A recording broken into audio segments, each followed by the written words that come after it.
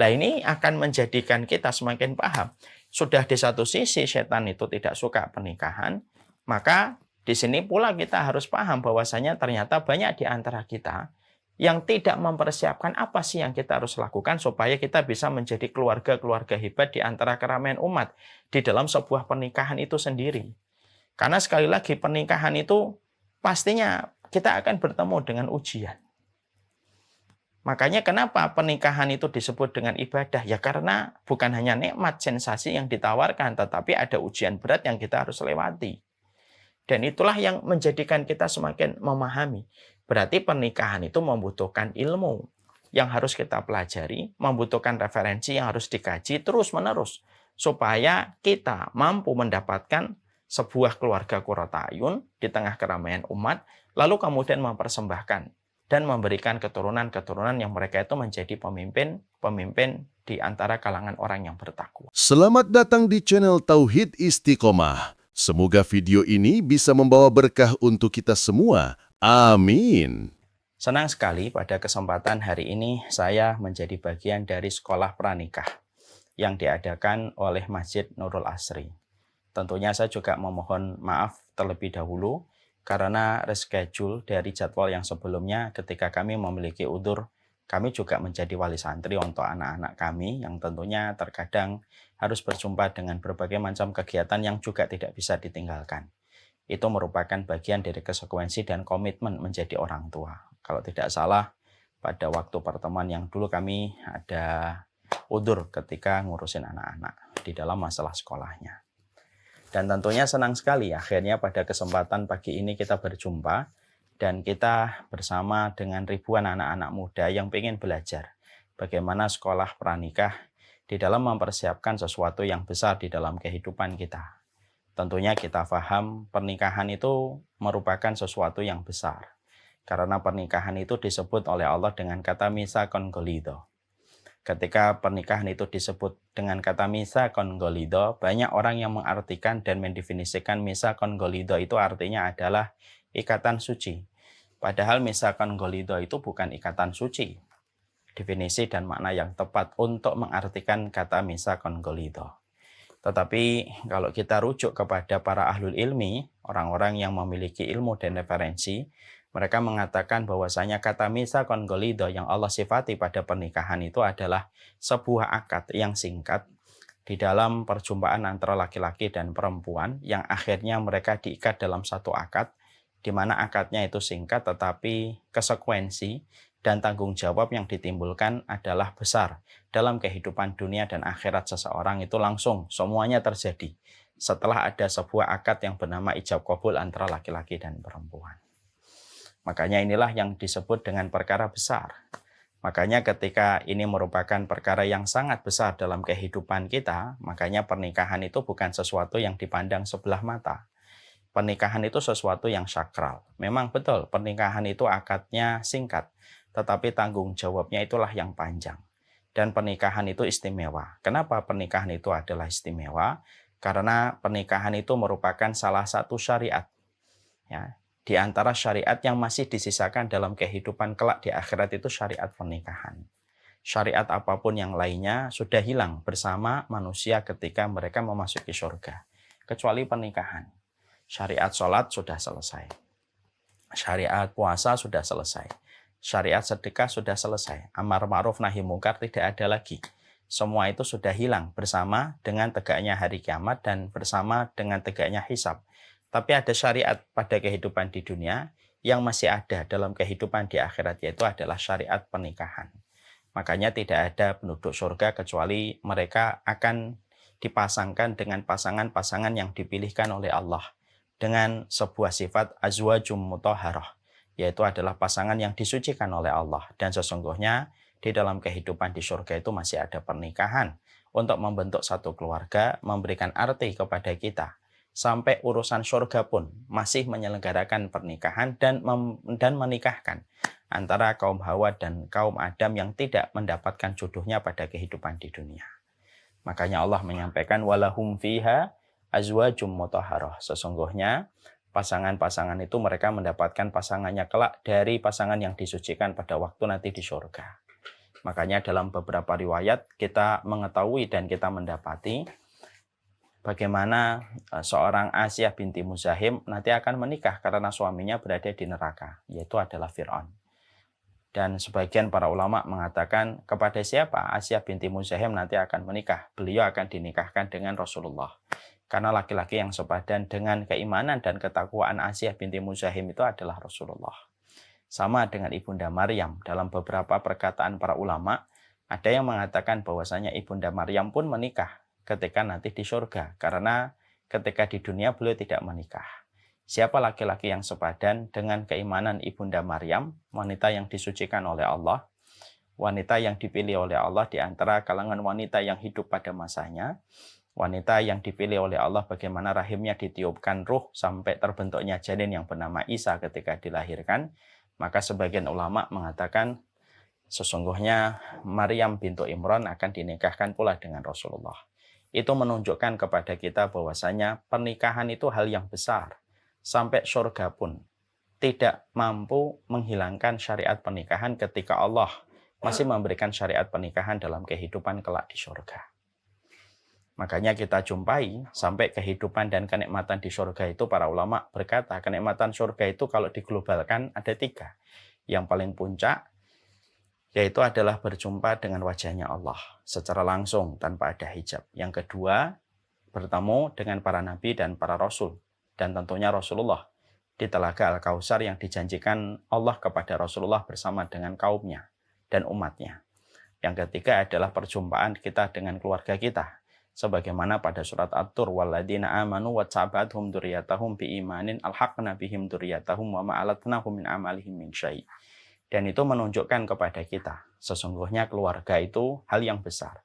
Sampai di surga pun terbentuk kembali keluarga dan terkumpul kembali keluarga-keluarga yang mereka bertemu dan berjumpa dan mereka saling memaknai kehidupan mereka untuk menuju kepada Allah, menuju kepada akhirat mereka. Di sisi yang lain juga kita mendapati pernikahan itu hal yang juga luar biasa karena dari pernikahan itu terbentuklah keluarga. Dan sesungguhnya keluarga itu memori terindah dalam kehidupan manusia. Makanya kalau seseorang itu meninggal dunia, sering saya menyampaikan di dalam satu riwayat Barok bin Azib. Di dalam riwayat Barok bin Azib diterangkan ketika seorang ruh mereka telah berada di alam barzah lalu ditanya dengan pertanyaan oleh malaikat Mungkar dan Nakir, maka kalau dia sudah mampu menjawab satu persatu ujian yang ditujukan kepadanya tentang siapa Robnya, siapa nabinya, apa agama yang diutus kepadanya, dan apa kitabnya, kalau dia sudah berhasil menjawab, maka Allah akan berfirman, Shadaqa abdi, hambaku ini telah benar di dalam keimanannya. Iftahu lahu baban ilal jannah, bukakanlah antara dia dengan surga. Maka dia mampu melihat surga sejauh mata memandang. Maka akan didatangi orang yang begitu rupawan, yang akan menemani dia sampai hari kiamat, supaya tidak terasa penungguan dia dan penantian dia sampai nanti hari kiamat itu datang. Dan itu merupakan wujud dari amal soleh yang dia lakukan sepanjang hidupnya. Setelah mendapatkan semua kenikmatan ini, mereka akan berteriak. Teriakannya tidak didengarkan oleh jin dan manusia. Apa teriakan mereka? Mereka berkata, yaitu ya Rabbi aqimis sa'ah hatta arji ila ahli. Ya Rabbku, tolong segerakan hari kiamat supaya aku lekas berjumpa kembali dengan keluargaku. Perhatikan perkataan ruh pertama kali ketika masuk ke dalam alam barzah. Ya Rabbi aqimis sa'ah hatta arji ila ahli. Ya Rabbku, tolong segerakan hari kiamat supaya aku lekas berjumpa dengan keluargaku. Di sini kita kalau melihat hadis ini, maka kita memiliki sebuah makna yang sangat dalam. Masya Allah ya. Makna itu adalah ternyata guncangan kematian itu tidak bisa menghapuskan memori manusia tentang keluarga. Memori manusia ketika mati, pertama kali di alam barzah, memori dia tentang rumah, pekerjaan, karir, profesi, lain sebagainya untuk sementara dia lupa. Tapi ada memori yang tidak terhapus, walaupun melewati baru saja guncangan kematian dan fitnah di alam kubur ketika ditanya oleh malaikat Mungkar dan Nakir, maka yang dia teriakan pertama kali adalah keluarganya. Dia bertanya tentang keluarganya, itu suaminya, istrinya, anaknya, orang tuanya. Dan dia lekas ingin berjumpa dan ingin bertemu sebagaimana pertemuan yang mereka pernah jalin pada kehidupan di dunia. itu menunjukkan kepada kita bahwasanya urusan pernikahan itu urusan yang besar. Bukan urusan yang kecil, bukan urusan yang remeh-temeh, dan bukan urusan yang dipandang sebelah mata. Makanya syariat pernikahan itu banyak. Dan kenapa syariat pernikahan itu betul-betul sangat diperhatikan di dalam Islam? Ya karena memang pernikahan itu adalah masalah yang besar dalam kehidupan kita. Dan itulah yang membedakan antara peradaban keimanan dengan peradaban hawa nafsu. Peradaban hawa nafsu itu tidak butuh pernikahan. Peradaban hawa nafsu itu adalah butuh kepuasan. Karena yang dikejar dan dipuaskan itu adalah hawa nafsu. Pacaran itu adalah bentuk dari peradaban hawa nafsu. Yang tidak memberikan apapun kecuali adalah kepuasan. Dan di balik kepuasan itu ada tetesan air mata dan penyesalan. Makanya peradaban hawa nafsu ini menghasilkan apa? Menghasilkan pacar yang dimutilasi. Menghasilkan pacar yang depresi dan akhirnya mati bunuh diri. Menghasilkan orang yang masuk penjara gara-gara pacaran. Dan sederet based and true story dan sederet story yang betul-betul cerita-cerita yang mengerikan di balik sebuah peradaban yang bernama hawa nafsu ketika dinamakan dengan pacaran. Makanya peradaban hawa nafsu ini subur betul di dunia barat dan sudah terjangkiti banyak pada kehidupan kita. Makanya di barat kehidupan berkeluarga, pernikahan itu menjadi sesuatu yang hari ini sudah menunjukkan grafik penurunan yang tajam. Respek manusia kepada pernikahan sudah sangat berkurang. Bahkan kita akan menjumpai di barat, anak memanggil orang tua dengan panggilan nama itu biasa. Ketika mereka tidak lagi memberikan respek kepada bapak dan ibunya. Tidak lagi memanggil dad, tidak lagi memanggil mom. Tapi namanya saja.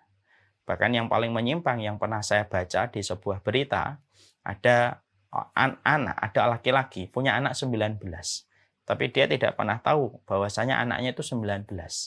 Usut punya usut ternyata bapak ini atau laki-laki ini adalah beliau ini atletis gitu. Terus kemudian pintar gitu. Tapi kemudian dia menjual spermanya ke bank, ke rumah sakit sperma atau ke bank sperma. Di mana pasangan-pasangan atau perempuan-perempuan yang ingin punya anak tapi tidak ingin punya suami, mereka pergi ke bank sperma ini. Ini maaf ya. Saya cerita fakta supaya kita paham Allah tidak malu kepada kebenaran. Kemudian perempuan-perempuan yang tidak ingin punya suami, mereka pergi ke bank sperma itu kemudian dibuahi dengan membeli sperma-sperma yang memiliki kualitas. Akhirnya banyak perempuan yang membeli spermanya dia dan jadilah anak 19. Dan dia kaget pada satu waktu dipertemukan dengan anak-anaknya dari hasil spermanya yang dibeli oleh banyak customer. Dan sudah separah itulah kehidupan orang barat ketika mereka tidak melihat tentang masalah keluarga. Makanya peradaban keimanan ketika membangun keluarga itu betul-betul dibangun secara detail. Tidak sebagaimana peradaban hawa nafsu. Peradaban hawa nafsu hanyalah menempatkan hawa nafsu itu komandan tertinggi untuk memuaskan, tidak mencari kebahagiaan, tetapi hanya memberikan rasa kepuasan. Walaupun harga dari kepuasan itu adalah banyak kisah-kisah sedih dan air mata dan tetesan darah dari orang yang menjadi korban. Nah, inilah yang kemudian membedakan. Makanya peradaban keimanan betul-betul meletakkan syariat keluarga itu betul-betul sangat detail. Karena peradaban keimanan itu tahu betul kualitas kehidupan manusia itu tergantung kepada keluarganya. Ya, makanya betul. Kalau orang itu pengen menghancurkan Islam itu ya yang dihancurkan itu adalah keluarganya. Dihancurkan pula ulamanya. Maka yang dihancurkan salah satunya keluarganya. Islam itu peradaban yang betul-betul memperhatikan bagaimana peradaban ini dibangun di atas keluarga-keluarga yang berkualitas.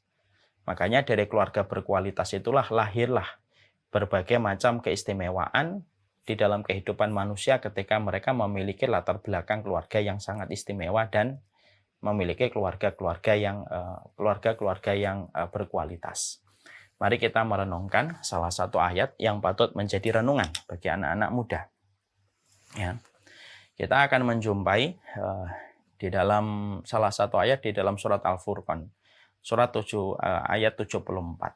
Kita mendapati pada surat Al-Furqan 74 Allah itu berfirman, Rabbana hablana min azwajina wa dzurriyyatina qurrata a'yun waj'alna lil muttaqina imama. Ini merupakan doa dari ibadur Rahman, doa dari ibadur Rahman. Yang di antara doanya mereka kepada Allah itu apa? Ya Allah, berikanlah kepada kami karunia, yaitu keluarga yang qurrata a'yun. Min azwajina, berikanlah pasangan-pasangan kami qurrata a'yun. Ya. Wa ja'alna lil muttaqina imama, dan berikanlah kepada kami, dan jadikanlah kami itu pemimpin bagi orang yang bertakwa. Dulu saya menangkap bahwasanya doa ini doa yang sangat terkenal, dan saya yakin 80%, 90% yang hadir di sini sudah hafal doanya. Dulu saya menangkap doa ini sebelum kita menyelami di dalam tadabbur. Saya ketika mendengar doa ini, seakan-akan saya melihat bahwasanya doa ini hanya terdiri dari dua permintaan yang tidak ada berhubungan dan tidak ada hubungannya. Yang pertama, meminta supaya diberikan pasangan-pasangan yang qurrata a'yun dan anak yang qurrata a'yun. Kemudian permintaan yang kedua, wa ja'alna lil muttaqina imama, dijadikan pemimpin bagi orang yang bertakwa. Permintaan yang pertama tidak ada hubungannya dengan permintaan yang kedua. Ternyata saya salah. Ketika saya membaca dalam sebuah tadabbur seorang ulama, beliau mengatakan antara permohonan yang pertama dengan permohonan yang kedua itu berkaitan. Dia itu berkaitan erat. Karena apa? Karena sesungguhnya tidak akan mungkin seseorang itu akan menjadi pemimpin bagi orang yang bertakwa kecuali mereka lahir dari keluarga-keluarga qurrata a'yun. Kalau keluarga mereka qurrata a'yun, maka anak-anak mereka, keturunan-keturunan mereka kelak memiliki kemungkinan dan persentase yang jauh lebih besar untuk menjadi lil muttaqina imama, menjadi pemimpin bagi orang yang bertakwa daripada keluarga yang mereka tidak menjadi qurrata a'yun. Insyaallah ya. Jadi pahlawan di dalam Islam, kalau kita lihat sepanjang mata memandang sejarah, maka seluruh pahlawan Islam itu mereka lahir dari keluarga-keluarga qurrata a'yun. Tidak ada pahlawan Islam yang mereka lahir bukan dari keluarga qurrata a'yun. Karena kalau keluarganya sudah qurrata a'yun, anaknya sudah selesai PR-nya dari masalah orang tuanya. Dia fokus kepada tujuan dan goals kehidupannya. Tapi kalau keluarganya tidak qurrata a'yun, anak akan tersedot perhatiannya dan konsentrasinya untuk selalu melihat kepada orang tuanya. Dan itu yang akan menjadi beban di dalam kehidupannya. Makanya inilah yang kemudian menjadikan kita paham, Masya Allah ya. Berarti kualitas manusia di masa mendatang dan bagaimana harapan umat kepada orang yang beriman supaya mereka menjadi orang-orang yang besar, menjadi orang-orang yang terhebat dan menjadi pemimpin bagi orang bertakwa, itu sangat tergantung bagaimana kondisi dan kualitas dari keluarga mereka. Dan ketika keluarga mereka sudah mampu menjadi keluarga qurrata a'yun, maka mereka akan menjadi pemimpin-pemimpin orang yang bertakwa, anak-anak mereka dan keturunan mereka. Dan itulah yang menjadikan kita paham. Sekali lagi, pernikahan itu urusannya sampai urusan surga, urusan di alam barzah. Urusan pernikahan itu adalah ikatan suci atau ikatan yang dihalalkan oleh Allah yang melibatkan urusan dunia dan akhirat kita. Urusan pernikahan itu adalah urusan kualitas kita di dalam keturunan kita, tergantung bagaimana keluarga yang terbentuk di antara orang tuanya. Dan itu penting. Dan kalau kita bedah lagi surat Al-Furqan 74, di sini dikatakan di dalam doa itu, Rabbana hablana min azwajina wa dzurriyyatina. Perhatikan, Allah menyebutkan kata azwaj dulu, lebih dulu daripada kata dzurriyyatina. Azwaj itu apa? Pasangan kami. Dzurriyyah itu apa? Keturunan. Para ulama membedah lagi. Dibedahnya bagaimana? Dibedahnya begini. Jadi tidak mungkin anak kita menjadi qurrata a'yun kecuali antara suami dan istri harus qurrata a'yun dulu. Kalau suami menjadi qurrata a'yun bagi istri, istri menjadi qurrata a'yun bagi suaminya, maka anaknya mereka pun akan menjadi qurrata a'yun. Nah, kalau bapak dan ibu tidak qurrata a'yun, anaknya sulit akan menjadi qurrata a'yun karena dia bingung, saya harus berpihak yang mana. Dari Masya Allah, dari ayat surat Al-Furqan 74 saja kita akhirnya paham, Masya Allah. Ini betul-betul masalah besar. Karena apa? Apapun kualitas dari anak-anak kita yang akan menjadi anak peradaban di masa mendatang, itu tergantung bagaimana dengan keluarganya. Tergantung kepada kalian sebelum menikah dan bagaimana konsep kalian di dalam pernikahan. Itu menunjukkan kepada kita. Pernikahan itu, Masya Allah. Pernikahan itu ibarat sesuatu yang paling berharga yang terletak di antara 4 persimpangan. 4 persimpangan itu adalah urusan barzahnya, urusan akhiratnya, urusan kualitas hidupnya, urusan peradabannya itu tergantung bagaimana pernikahan itu sendiri. Makanya Masya Allah, inilah yang menjadikan kita seharus paham tentang pernikahan itu. Tapi inilah yang disayangkan. Ketika pernikahan itu menjadi sesuatu yang besar, menjadi sesuatu yang memang sangat penting pada langkah kehidupan manusia ketika harus menikah. Tapi sayangnya bahwasanya kita hari ini hidup pada satu zaman ketika kita tidak banyak mengerti bagaimana kita harus menikah. Ilmunya apa yang harus dimengerti, ilmunya apa yang harus dipahami, yang akhirnya menjadikan pernikahan lebih banyak kebodohannya daripada referensinya. Sehingga ketika pernikahan itu diiringi dengan banyak kebodohan daripada ilmu dan referensinya, maka inilah yang akan menjadikan bahwasanya pernikahan itu tidak akan pernah mampu menjadi qurrata ayun dimulai ketika mereka tidak memiliki ilmunya di dalam pernikahan itu. Dan itulah yang menjadi ironis hari ini. Makanya kita lihat kan, Masya Allah ya, hari ini kita harusnya malu. Kalau kita letakkan pernikahan itu di satu sisi, mari kita ambil ilmu yang lainnya menjadi pembanding. Teknik mesin, contohnya. Teknik mesin di UGM itu dipelajari 4 tahun. Itu teknik mesin, dipelajari selama 4 tahun. Hanya mempelajari objek mati yang dia pelajari bagaimana seluruh perkara detail yang ada pada mesin itu. Ternyata dipelajarinya itu sampai 4 tahun. Terukur, tersistematik, terevaluatif di dalam setiap perjalanannya.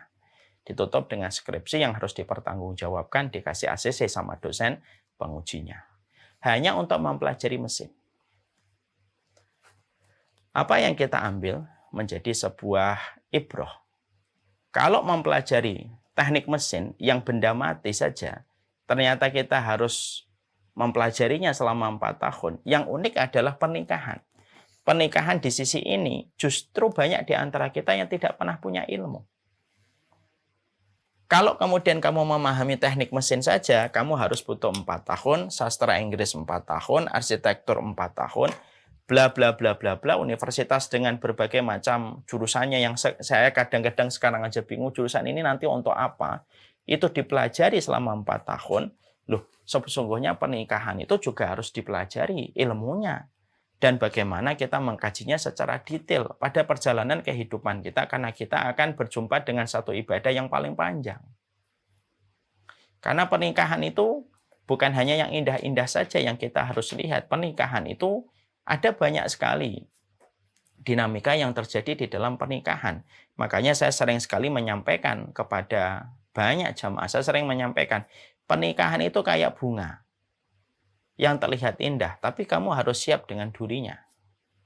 Pernikahan itu kayak permukaan air laut yang tampak biru memantulkan warna langit.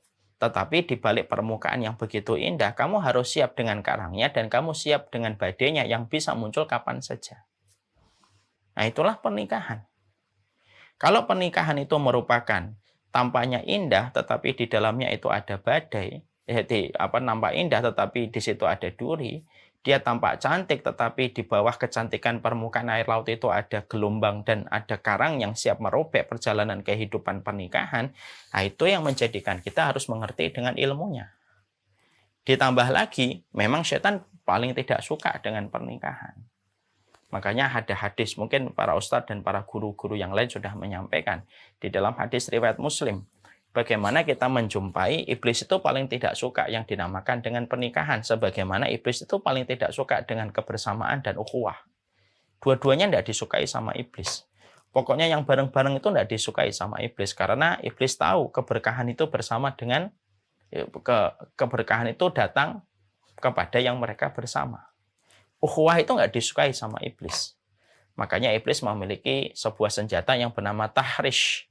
Tahrish itu apa? Tahrish itu adalah menyuburkan permusuhan di antara satu saudara dengan saudara muslim yang lainnya yang mereka sudah dipersaudarakan oleh iman. Itu tahrish. Ya. Inna syaitana qad yaisa ya'buduhul musalluna fi jaziratil arab walakin fit tahrishi bainahum, kata Rasulullah.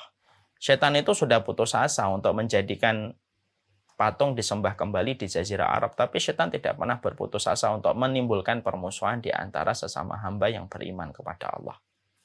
Sebagaimana setan tidak suka adanya kebersamaan yang bernama ukhuwah, setan juga tidak suka yang dinamakan dengan pernikahan. Ya. Makanya ada hadis riwayat Muslim, nanti kita gandengkan dalam sebuah perkataan dari Sa'id bin Zubair. Ya. Dalam riwayat Muslim jelas Rasulullah menyampaikan sebuah berita, sebuah hadis, bahwasanya setan itu setiap pagi mengirim pasukannya untuk menggoda dan menyesatkan manusia. Sore harinya masing-masing setan harus memberikan laporan kepada iblis. Apa saja yang mereka sudah lakukan. Berbagai macam setan memberikan laporan. Satu persatu apa yang mereka lakukan ketika menyesatkan manusia. Tidak ada satupun yang mendapatkan respon kecuali datar saja iblisnya. Sampai ada setan yang berkata, "Inni taraktu hatta faraqa zaujatahu." Saya tinggalkan fulan sampai fulan itu menceraikan istrinya. Maka iblis langsung memberikan respon. Langsung berkata, "Ni'mas syaitanu anta." Sebaik-baik setan itu kamu. Ini menunjukkan bahwasanya pernikahan itu merupakan sesuatu yang dibenci oleh iblis. Dan ini kalau kita kaitkan perkataan dari Sa'id bin Zubair, salah satu ulama tabi'in yang terkenal, beliau mengatakan, setan itu selalu memiliki strategi kepada laki-laki dan perempuan sebelum pernikahan dan laki-laki perempuan sesudah pernikahan. Kalau ada laki-laki dan perempuan sebelum nikah, dibuat bagaimana mereka itu terus saling memiliki rasa yang begitu kuat. Supaya rasa itu mendorong mereka berkomunikasi. Dari rasa berkomunikasi ditarik kembali. Dengan sabar, setan akan memberikan bumbu. Dari pembicaraan, obrolan, jadilah pertemuan. Dari pertemuan, yang asalnya pendek karena masih kikuk, sungkan, setan membiarkan dulu. Dikasih bumbu rempah-rempah. Perjumpaan mereka dibuat tambah lama. Yang asalnya perjumpaannya itu di tempat yang ramai, mereka lalu beralasan mencari privasi, ingin membicarakan hal yang serius. Carilah tempat yang sepi. Terus sampai akhirnya bisa melakukan perzinahan. Itu puncaknya sebelum terjadinya pernikahan. Dijadikan bagaimana setan itu menjadikan dua hati selalu terikat. Dan selalu mampu memberikan kebaikan dari berbagai macam kekurangan yang didapatkan dari pasangannya. Kekurangan tidak akan terlihat karena setan menutupi kekurangan itu dengan kekuatannya dan memperlihatkan kelebihan-kelebihannya. Nanti kalau kemudian sudah menikah, maka kemudian setan berubah strateginya. Dari yang namanya mempertemukan, dijadikan bagaimana bisa berpisah. Lalu dijadikan bagaimana setiap orang selalu memiliki pembenaran dan dalih atas apa yang mereka miliki dan atas apa yang mereka sikapi. Supaya ujungnya terjadilah perceraian. Nah ini akan menjadikan kita semakin paham. Sudah di satu sisi setan itu tidak suka pernikahan, maka di sini pula kita harus paham bahwasanya ternyata banyak di antara kita yang tidak mempersiapkan apa sih yang kita harus lakukan supaya kita bisa menjadi keluarga-keluarga hebat di antara keramaian umat di dalam sebuah pernikahan itu sendiri. Karena sekali lagi pernikahan itu pastinya kita akan bertemu dengan ujian. Makanya kenapa pernikahan itu disebut dengan ibadah? Ya karena bukan hanya nikmat, sensasi yang ditawarkan, tetapi ada ujian berat yang kita harus lewati. Dan itulah yang menjadikan kita semakin memahami. Berarti pernikahan itu membutuhkan ilmu yang harus kita pelajari, membutuhkan referensi yang harus dikaji terus-menerus. Supaya kita mampu mendapatkan sebuah keluarga qurrata a'yun di tengah keramaian umat, lalu kemudian mempersembahkan dan memberikan keturunan-keturunan yang mereka itu menjadi pemimpin di antara kalangan orang yang bertakwa. Jadi inilah yang kemudian kita harus paham. Jadi ini merupakan mukadimah, ini merupakan prolog dulu. Betapa pentingnya di dalam pernikahan itu, betapa besarnya kedudukan dan posisi pernikahan itu sendiri, dan bagaimana pernikahan itu hari ini menjadi sesuatu yang ironi, karena banyak orang menikah tetapi tidak disertai dengan ilmu. Dan banyak orang yang mereka tidak paham bahwasanya pernikahan itu ada duri-duri yang siap untuk menancap pada jempol tangan kita dan mengalirkan darah. Dan pernikahan itu ada setan. Karena setan akan menempel pada setiap rumah orang yang mereka telah bertemu dalam sebuah ikatan keluarga. Jangan dikira di rumah yang kita miliki tidak ada setannya, di meja makan, di tempat tidur, di mobil, di motor, setan akan menempel, menunggu kesempatan. Bagaimana menjadikan orang yang sudah dipertemukan oleh Allah, mereka dipisahkan dengan udzur-udzur yang tidak syar'i, supaya menjadi sebuah kegembiraan bagi iblis ketika setan mampu memisahkan dua orang yang sudah menikah. Ini yang kita harus paham. Setelah kita mengetahui, inilah yang menjadikan kita harus paham. Apa yang kita harus butuhkan, Ustadz? Kalau kemudian kita nanti akan menikah. Ya. Maka tentunya ini harusnya menjadi mata kuliah yang cukup panjang. Tapi karena waktu yang membatasi, saya tidak menyampaikan panjang lebar. Saya memberikan kisi-kisinya. Supaya ini juga menjadi sebuah pembelajaran untuk saya. Karena sekali lagi ya, saya sampaikan kepada seluruh para pencinta ilmu yang hadir pada kesempatan hari ini. Menikah dan berkeluarga itu tidak ada senioritas dan tidak ada junioritas. Ini kita harus paham. Siapapun yang menikah, walaupun sudah 15 tahun sekalipun, dia tetap perlu nasihat pernikahan. Karena apa? Karena nasihat itu ibaratnya air hujan. Memadam air hujan, membasahi yang kering, menghidupkan yang mati. Karena pernikahan itu betul-betul panjang. Ada orang yang menikah 3 tahun pertama, tapi belum tentu dia selamat 3 tahun berikutnya. Dia selamat dari badai 5 tahun pertama, tapi belum tentu dia selamat pada 5 tahun berikutnya. Ada orang menikah 10 tahun pertama, dia mampu selamat dari badai, tapi belum tentu dia selamat pada badai 10 tahun yang berikutnya. Kenapa? Karena badai, karang, duri, itu siap mengintai kapan saja. Makanya nasihat pernikahan itu bukan hanya diperlukan sama mereka yang akan menikah pada sekolah pranikah, bahkan orang yang menyampaikan pun dituntut, bahkan diwajibkan prioritas yang pertama kali untuk mempelajari apa yang dia ucapkan di dalam nasihat itu.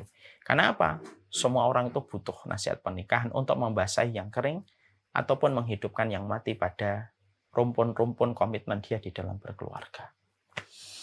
Sebelum saya sampaikan global-globalnya, saya ingin sharing sebuah kisah. Semoga Allah memberkahi keluarga ini. Saya ada salah satu tamu yang datang ke rumah dakwah.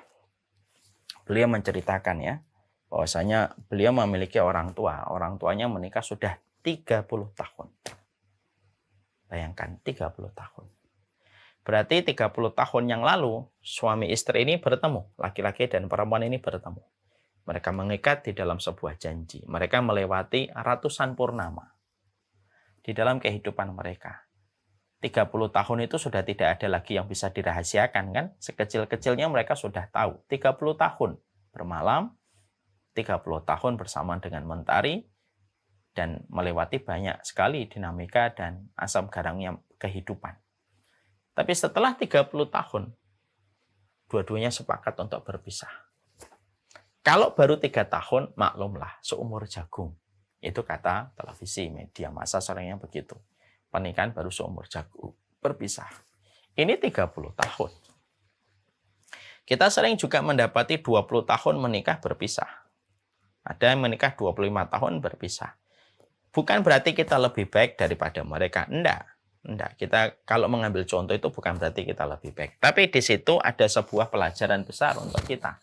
Pernikahan itu tidak ada senioritas. Siapapun orang itu pada dasarnya membutuhkan ilmu, membutuhkan referensi pada pernikahan. Karena sekali lagi, ilmu itu yang akan membebaskan kita dari seluruh blind spot yang tidak bisa kita lihat dengan kita sendiri. Dalam pernikahan itu pasti banyak blind spotnya. Fungsinya ilmu di dalam pernikahan itu apa? Supaya kita terbebaskan blind spot atau titik buta yang tidak mampu dilihat seorang suami dan istri ketika mereka merujuk kepada ilmu.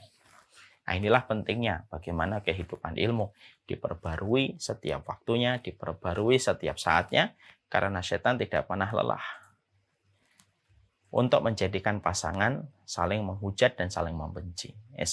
Karena setan tidak pernah berhenti bagaimana dia mengintai orang-orang yang berkeluarga supaya dipisahkan dengan cara-cara yang dimurkai oleh Allah. Sekarang mari kita lihat ilmunya apa Ustaz supaya kita mampu menjadi keluarga hebat ya di antara keramaian umat. Ada beberapa ilmu yang kita harus sadari ya. Dan ini saya ambil dari perkataan-perkataan para ulama dari berbagai macam sisi. Yang pertama yang kita harus paham, pastikan bahwasanya pernikahan kita itu adalah pernikahan yang kita betul-betul niatkan. Ini terjadi semata-mata karena Allah. Terjadinya karena Allah. Terjadinya karena Allah. Ketika kita sudah betul-betul paham bahwasanya pernikahan ini harus kita letakkan karena Allah, bukan karena cinta dan kasih sayang, maka siapapun yang telah menjaga Allah dalam setiap part penting kehidupannya, maka Allah lah yang akan menjaga proses sisanya. Pernikahan itu jangan disebabkan karena kita cinta. Kenapa? Cinta itu bisa hilang seiring dengan kekecewaan yang kita peroleh. Pernikahan itu jangan didasarkan kepada kasih sayang, karena kasih sayang itu bisa menipis karena kesalahan yang dilakukan berulang-ulang oleh pasangan kita.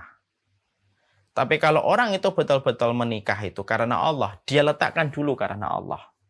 Dan masing-masing dari kita harus menerjemahkan pernikahan karena Allah itu sesuai dengan apa yang kita pahami dari kata-kata ini. Memang kata-kata ini normatif, tapi kata-kata ini penting sekali pada kehidupan kita. Pernikahan yang diniatkan betul-betul karena Allah, maka sesungguhnya ketika cintanya lagi kecewa, maka Allah yang akan mengembalikan kembali rasa kecewanya pada cinta yang dia miliki. Kalau kasih sayangnya menipis, maka Allah yang menebalkan. Ya. Jadi ketika pernikahan itu karena Allah, berarti prosesnya harus dijaga. Kemudian dasar ketika memilih juga, pemilihannya juga harus dijaga. Kemudian ketika proses menikahnya juga harus dijaga. Dan selalu apapun yang dilakukan pada komitmen setelah mereka dipertemukan oleh Allah, selalu akan menempatkan Allah menjadi prioritas dari apa yang mereka lakukan dan mereka kerjakan. Ini harus kita miliki. Ini normatif Ustaz. Setiap Ustaz ngomong kayak gitu. Iya, karena normatif itulah yang kadang-kadang malah justru kita lalaikan. Kalau pernikahan itu karena Allah, maka yang bisa menjadi penawar kekecewaan hati itu adalah ketika kita ingat Allah. Bahwasanya pernikahan ini adalah karena Allah. Bukan karena yang kita harapkan pasangan kita sesuai dengan ekspektasi kita. Kalau seorang suami menikah karena Allah, lalu mendapatkan kekurangan, maka dia akan berharap bahwasanya yang membalas kebaikannya, walaupun tidak mendapatkan kebaikan dari istrinya, maka dia tahu yang membalasnya adalah Allah. Seorang istri ketika dia menikahnya itu karena Allah, lalu dia mendapati khidmah suaminya atau kasih sayang suaminya tidak sebagaimana harapan yang dia miliki, maka dia berharap kepada Allah yang Maha Cinta untuk memberikan, untuk kemudian mengganti rasa yang tidak dia dapatkan dari suaminya atau dari pasangannya. Kenapa? Muara dari segala sesuatu itu harus muaranya kembali kepada Allah. Ya, makanya di dalam pernikahan itu, kita harus betul-betul memperhatikan jodoh. Ingat ya, ikhwan, ikhwati, kalau kita akan menikah itu, pastikan jodoh kita, karena kita tahu pernikahan ini karena Allah, pastikan jodoh kita itu baik dan tepat. Tidak hanya sekedar baik, tapi juga harus tepat. Jadi, jodoh kita ini harus baik dan tepat. Kadang-kadang dia baik, tapi kalau tidak jodoh bagi antum, berarti dia tidak tepat. Karena dalam kehidupan iman itu selalu ada baik dan tepat. Mari kita belajar dalam salat istikharah. Dalam salat istikharah itu ada satu part doa yang kita panjatkan kepada Allah. Allahumma inna hada. Allahumma in kunta ta'lam anna hadal amra khairun li fi dini wa ma'ashi wa akibatu amri fakturhuli. Ada 4 yang dijadikan menjadi barometer, indikator kita ketika kita memilih sesuatu dalam salat istikharah. Ya Allah, kalaulah ini baik untuk saya, untuk agama saya, khairun li fi dini wa ma'ashi, kehidupan dunia saya, wa akibatu amri, dan kehidupan setelahnya, baik masa mendatang ataupun akhiratnya, maka kemudian berikanlah dia kepadaku. Ini namanya keputusan yang tepat. Kadang-kadang jodoh itu baik bagi antum, tapi tidak tepat untuk keluarga antum. Ini yang kita kadang-kadang lupa itu di sini. Kalau kita sudah meletakkan pernikahan itu karena Allah, di settingnya itu karena Allah, maka proses ketika kita memilih bukan hanya memilih yang baik, bukan hanya memilih yang cantik, bukan hanya memilih yang tampan, tapi yang baik, lagi tepat. Lah tepat itu diukurnya dari mana? Di dalam pernikahan. Baik untuk saya, baik untuk kemudian agama saya. Berarti dia bisa membimbing dan saya siap dibimbing. Kemudian dia baik untuk keluarga saya. Dia baik untuk saya di masa mendatang. Dan dia baik untuk saya dalam kehidupan di masa tua dan kehidupan di akhirat saya. Barulah di situ kemudian kita nanti akan melangkah. Lalu ketika sudah karena Allah, apapun yang kita temukan nanti di dalam pernikahan, kalau ini sudah karena Allah, maka sesungguhnya pernikahan yang sudah diniatkan karena Allah, maka itulah obat penawar dari semua kekecewaan dalam kehidupan di dunia. Persis kata Ali bin Abi Thalib. Dawa min kullil masyakil al-ihtisab. Kata Ali bin Abi Thalib itu apa? Obat dari semua masalah pada kehidupan manusia ketika manusia itu kecewa itu apa? Ihtisab. Dia mengharapkan pahala itu di sisi Allah. Dia mengharapkan itu pahala itu di sisi Allah semata. Dan itulah yang kemudian akan menjadikan seseorang dalam pernikahan itu betul-betul berarti. Kalau niatnya itu karena Allah. Jadi kalau niatnya karena Allah, ya terus diiringi dengan kata-kata setelahnya. Berarti pernikahan itu mungkin tidak menjanjikan kepuasan, tapi pernikahan itu pasti menjanjikan keberkahan selama kita sabar. Nanti urutannya ke situ. Jadi menikah itu karena Allah.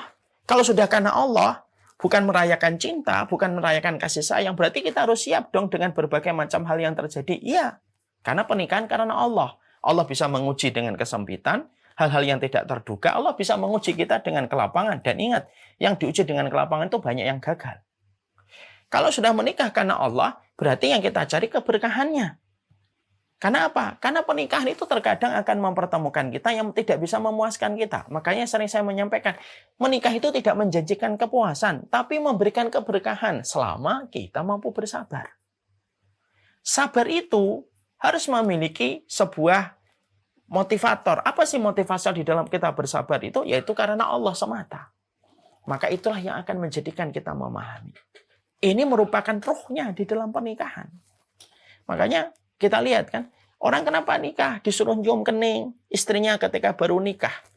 Allahumma inni as'aluka khairaha wa khaira ma jabalta 'alaiha wa a'udzubika min syarriha wa syarri ma jabalta 'alaiha. Kenapa dalam menikah itu baru nikah kemudian disuruh nyium kening, lalu berdoa, ya Allah, aku minta kebaikan wanita ini dan kebaikan yang Engkau anugerahkan, dan aku berlindung dari wanita ini dan keburukan yang Engkau anugerahkan kepadanya. Kenapa kok baru nikah disuruh berdoa? Filosofnya itu bukan hanya sunnah.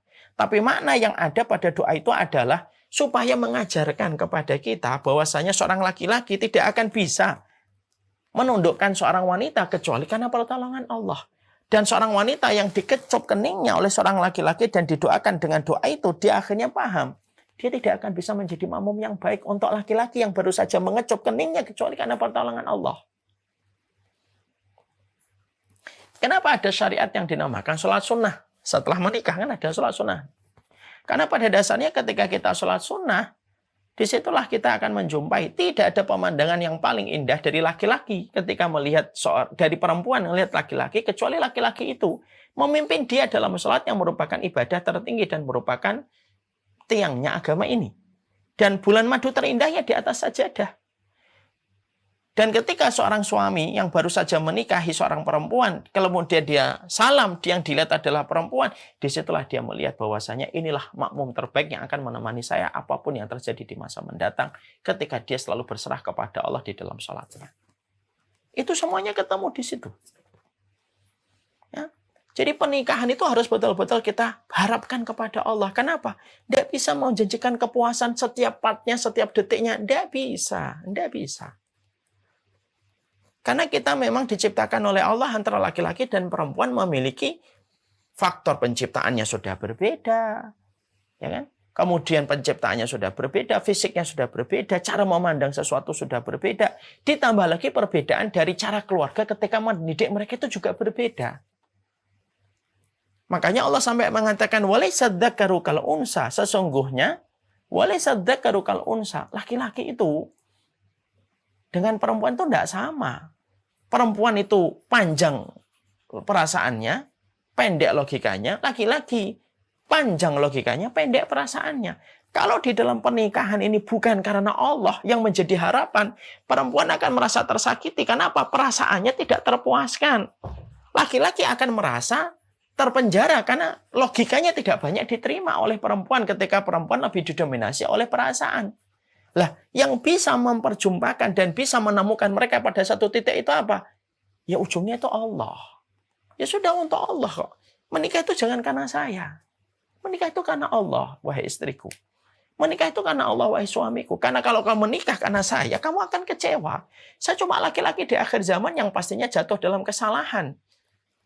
Kalau kamu menikah gara-gara saya, wahai suamiku, kamu akan kecewa. Karena saya adalah perempuan di akhir zaman yang pasti punya kekurangan. Bukan berarti kita tidak mau belajar. Tetap belajar. Tapi menafikan kesalahan itu tidak mungkin dan mustahil dalam kehidupan pernikahan. Jadi ini masalah yang kita harus kemudian pahami. Ini penting. Karena banyak orang menikah itu yang dipikirin itu masalah cintanya, masalah kasih sayangnya. Memang betul masalah kasih sayang dan masalah cinta itu penting. Tapi tidak boleh melupakan hal yang terpenting bahwasanya pernikahan itu nanti tujuannya adalah kepada Allah. Normatif sih, betul memang normatif. Saya nggak mengatakan itu nggak normatif karena sudah terlalu banyak disampaikan. Tapi ini berpengaruh besar dalam kehidupan pernikahan seseorang nanti ketika mereka menikah. Ingat loh, pernikahan tidak menjanjikan kepuasan, tapi pasti memberikan kepadamu keberkahan selama bersabar. Ya, tidak akan ada yang membahayakan seseorang itu selama mereka memiliki kesabaran yang lebih besar daripada masalah yang mereka jumpai. Makanya kalau saya ditanya doanya apa dalam pernikahan, nggak usah susah-susah. Berdoalah Rabbana hab lana min azwajina. Selain doa itu apa? Mintalah doa kepada Allah. Doanya itu apa? Berikanlah saya kesabaran yang lebih besar daripada kekurangan istri saya. Dan berikanlah istri saya kesabaran yang lebih besar daripada kekurangan saya. Karena tidak akan membahayakan masalah apapun selama kita tuh memiliki kesabaran yang disisakan oleh Allah. Dan sabar itu tidak akan hadir kalau kita tidak memiliki ihtisab karena Allah. Orang kalau nikah karena cinta, habis dalam sesaat. Orang kalau menikah itu karena kasih sayang, habis itu dalam kekecewaan yang mereka jumpai. Tapi kalau orang menikah karena Allah, dia akan tetap ada. Kalaupun suaminya tidak bisa memuaskan dia karena ekspektasi yang dia miliki tidak bisa dipenuhi sama suaminya atau istrinya, dia berharap Allah yang akan menjadi muara dari perjalanan dia untuk menjaga keluarganya. Kalau sudah meniatkan karena Allah itu apa ada yang bisa mengalahkan kekuatan menikah karena Allah? Tidak ada yang bisa. Ya, tidak ada yang bisa. Ya. Makanya lihat kadang-kadang kita menjumpai orang-orang yang selalu mengobrol kata cinta. Saya pernah membaca tulisan dari salah satu ustadz di bukunya beliau. Beliau mengatakan, negara yang paling banyak mengatakan cinta antara lawan jenis, semenjak SMA sudah dikenalkan konsep cinta, adalah negara yang paling ironis dalam masalah kualitas keluarga. Itu kata beliau. Saya ulang kembali. Negara yang paling banyak mengatakan cinta dengan kata romantisme yang sudah ditanamkan dari semenjak SMP, SMA itu kalangan pemudanya sudah terkenal dengan romantismenya, kata-kata cinta. Itu merupakan sebuah negara yang paling ironis dalam kualitas berkeluarga. Bukan masalah cinta tidak penting. Penting. Cinta itu penting. Tapi bukan yang terpenting. Kasih sayang itu penting. Penting. Tapi bukan yang nomor satu. Selalu yang nomor satu itu adalah karena Allah dulu. Karena kalau sudah dilakukan karena Allah, kita tidak akan mencari pembenaran atas apa yang terjadi. Dan pasangan kita tidak akan mencari dalih atas kesalahan yang dia lakukan. Sudah diserahkan kepada Allah. Dan itulah arti dari keberkahan ketika kita sudah bisa menerima pasangan kita dengan kekurangannya. Walaupun tanpa menafikan ikhtiar dia untuk berubah, kita menerima kekurangannya. Karena kita tahu, kita tidak mengharapkan balasan dari sisi manusia. Karena manusia terbatas bisa membalas kebaikan. Balasan itu hanyalah terbaik dari Allah Subhanahu wa Ta'ala. Makanya sekali lagi nanti, kalau ada yang mau nikah, tidak usah membahas menjadi keluarga hebat yang masih jauh. Pastikan dulu, keputusan kalian nanti kalau nikah, dia yang kamu pilih itu baik dan tepat atau enggak. Baik dan tepat sudah saya sampaikan. Baik itu tepat itu apa? Diukur. Baik untuk kamu, tepat untuk agamamu, untuk dirimu, untuk keluargamu, untuk masa tuamu, untuk kehidupan akhiratmu. banyak orang yang baik, tapi tidak tepat untuk kita. Pernikahan betul-betul kita letakkan semata-mata karena Allah. Ya. Katakan sama pasangan kita sesering mungkin bahwasanya nikah itu karena Allah. Karena apa? Obat penawar dari semua keluh kesah dan kekecewaan itu ketika kita itu menikahnya itu disebabkan karena ingin mendapatkan kebaikan dari pasangan kita. Makanya konsep bahagia itu sederhana.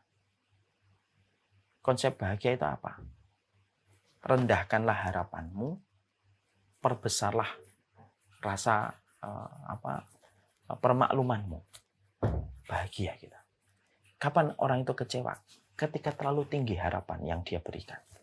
Lalu melupakan harapan, lalu merupakan balasan terbaik yang ada di sisi Allah. Ya. Ini yang kemudian kita harus selalu pahamkan setiap waktunya. Dalam quality time suami istri itu ya harus mengingatkan kembali. Ini jadi saya ngomong kayak gini jadi pengen pulang saya ketemu istri saya. Pengen mengingatkan kembali. Nikahnya karena Allah ya. Harus saling mengingatkan terus. Quality time kita dengan suami kita, istri kita karena Allah. Jangan lihat saya. Karena saya pasti punya kurang. Karena Allah. Dan itu yang akan mengembalikan kekecewaan dalam setiap perjalanan kita menapa pada kehidupan. Saya kalau boleh cerita sedikit kisah nyata. Ya ini kisah nyata. Silahkan mau diambil, tidak diambil juga nggak apa-apa. Saya dulu pernah bertanya sama ibu saya. Ibu cinta banget ya sama bapak. Bapak dan ibu pernikahannya 30 tahun. 50 tahun. Ya 50 tahun. 49 tahun sampai ibu meninggal dunia. Karena kakak yang pertama saya yang cerebral palsy ketika ibu meninggal itu umurnya 49. Ibu sayang banget ya sama bapak ya. Cinta ya. Pertanyaan manja anak laki-laki kepada ibunya. Anak laki-laki itu kan dekat sama ibunya. Terus ibu saya menjawab gini. Ya pakai bahasa Jawa, ini kan orang Jogja ya, mungkin pada apa. Wah nih ibu buat takoni tresno cinta. Ibu itu ora reti nang. Artinya cinta tresno itu apa? Jadi kalau ibu kamu tanya artinya cinta, ibu tuh enggak ngerti definisi cinta itu apa.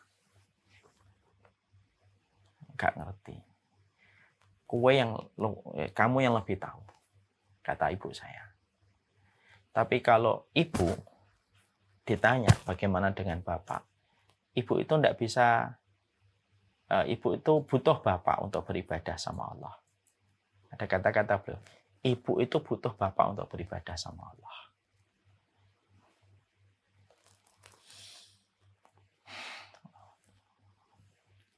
Lalu ibu melanjutkan. Makanya kalau ibu itu nanti boleh meminta, ibu itu pengen kalaupun meninggalnya lebih dulu daripada bapak. Kenapa bu? Ya karena ibu tidak bisa beribadah dengan tenang kalau bapakmu sudah nggak ada. Saya bilang jangan gitu dong bu, semoga ibu umurnya panjang. Tapi memang betul, doanya ibu dikabulkan. Ibu meninggal lebih dulu daripada bapak. Ketika ibu meninggal dunia, saya ini dapetin bapak saya, tidak pernah nangis. Bapak itu jarang nangis, Bang. Tapi ketika ibu meninggal itu nangis. Bapak saya itu sifatnya koleris. Jadi tegar, kokoh beliau itu orangnya. Agak-agak, koleris beliau itu. Saya belum pernah menjumpai bapak saya nangis sebagaimana beliau menangis ketika istrinya meninggal dunia. Ada satu hal yang menarik pada saat itu adalah ketika kami menguburkan ibu hari Senin, saya masih ingat, hari Selasa, Rabu, maka karena saya tahu kebiasaan bapak itu kan selalu tahajud sama ibu. Dan itu dilakukan sudah puluhan tahun. Maka ketika malam yang kedua atau ketiga gitu, habis ditinggalkan ibu, kemudian saya ya karena nggak bisa tidur malamnya karena masih teringat ibu terus gitu. Ya saya bangunin bapak gitu, jam 2 gitu untuk sholat tahajud. Bapak ngangguk-ngangguk aja gitu. Terus bapak tiduran lagi. Saya nggak tahu apakah tiduran atau pura-pura tidur. Tapi sampai subuh bapak nggak bangun. Nggak sholat tahajud. Hari berikutnya saya juga bangunin lagi, juga ngangguk-ngangguk aja. Terus kayak mau pengen lanjutin tidur. Terus nggak tahajud lagi. Sampai beberapa hari, 6 hari, 7 hari, bapak itu nggak tahajud. Padahal saya tahu kebiasaan beliau. Bukan saya pengen mensucikan seseorang di hadapan Allah, enggak, saya pengen sharing aja. Saya kemudian memberanikan diri untuk tanya sama bapak. Kok bapak nggak sholat tahajud habis ibu meninggal? Kan malah sedih Pak nanti. Gimana kita mau mendoakan ibu? Ya namanya juga masih anget. Baru ditinggalkan. Terus bapak saya kemudian akhirnya menjawab. Bapak itu sudah bangun. Setiap kamu bangunin tuh bapak bangun. Tapi bapak itu belum siap tahajud. Nah, saya tanya kan, kenapa belum siap tahajud Pak? Ya karena bapak belum siap nanti kalau tahajud ketika salam, yang biasanya ibu itu ada di situ, di sebelah kanan serong, itu sebelah kanan. Yang biasanya sholatnya di situ, pakai sajadah biru, mukena putih. Sekarang nanti kalau bapak salam sudah nggak ada ibu. Nah, bapak itu belum siap. Nah, tunggu aja nanti bapak kalau sudah mulai siap. Masya Allah. Saya itu mencoba untuk menahan air mata pada saat itu. Nggak nangis di depan bapak, supaya nggak tambah sedih. Tapi saya itu akhirnya mendefrak lagi pemikiran saya. Oh, ternyata bukan cinta yang paling tinggi itu. Ya memang menikah itu yang paling tinggi itu ya karena memang kita membutuhkan untuk menguatkan kita dalam ibadah. Dan itu harus karena Allah. Rasa butuh kepada ibadah itu tidak akan lekang oleh waktu. Tidak lekang oleh waktu. Sering nggak kita jumpain orang tua kita itu kayak gitu. Kalau ditanya cinta, orang tua kita nggak bisa jelasin. Mungkin orang tua kita produk tahun 60-an, 70-an. Kalau bapak ibu saya produk tahun 40-an.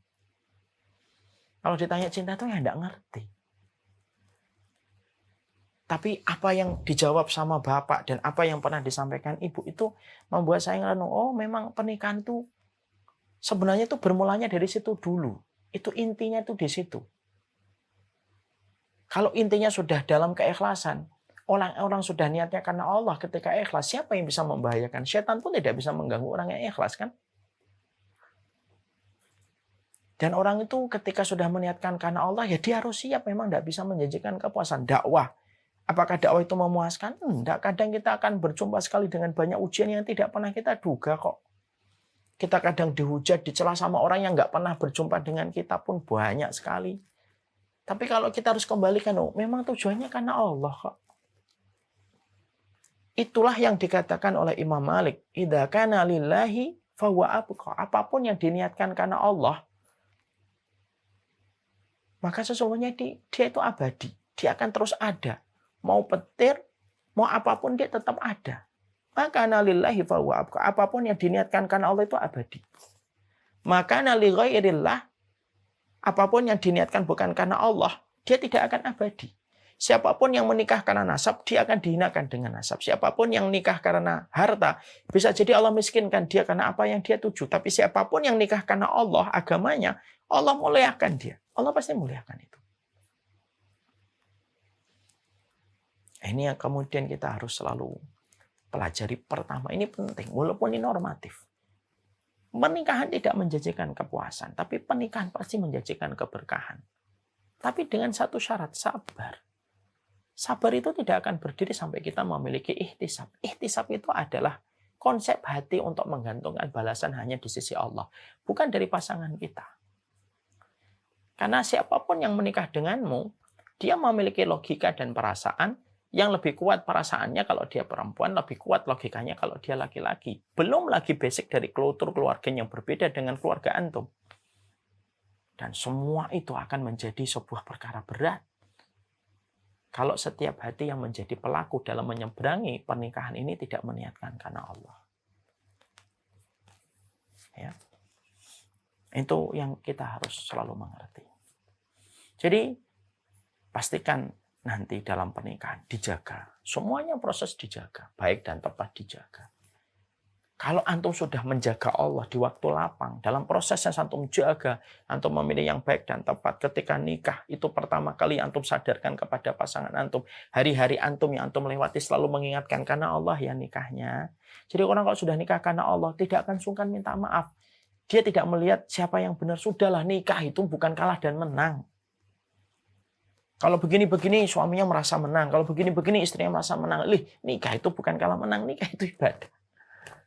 Siapapun yang meminta maaf berarti dialah orang yang paling menghargai pernikahan. Walaupun dia benar. Walaupun yang dimintain maaf itu salah. Tapi kalau sudah karena Allah, ringan. Semua itu kalau sudah karena Allah itu ringan.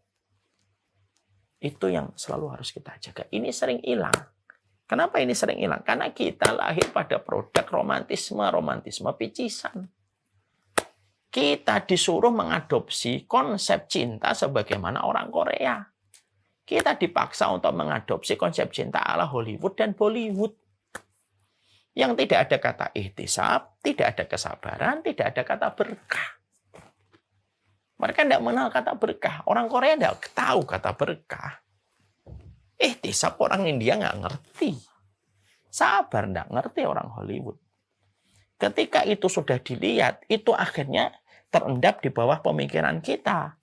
Ketika terendap di pemikiran kita, itulah yang dijadikan menjadi sarana buat setan untuk kemudian mengubrak-abrik pikiran kita sebagaimana yang kita sering lihat. Makanya kenapa dalam Islam itu dikatakan oleh para ulama tazkiyatun nafas, gimana sih caranya saya itu menjaga hati? Jangan banyak melihat sesuatu yang ada manfaatnya. Karena sudah melihat, masuk ke pikiran kita. Kalau sudah masuk ke pikiran kita, sudah akan membuat keinginan. Ya, dan itu kemudian akan menjadikan kita akhirnya memiliki banyak hal. Sudah 1,5 jam saya ngomong ternyata. Dan kita baru membahas poin 1. Qadarullah ma yasha. Ya, walaupun cuma 1 poin, tapi ini pentingnya. Semoga Allah memberikan keberkahan dari apa yang kita kaji. Harus mengevaluasi, terutama yang menyampaikan. Bagi yang sudah menikah gitu, pulang, kalau ke rumah itu pulang, bisikan kepada istri dan suami kita.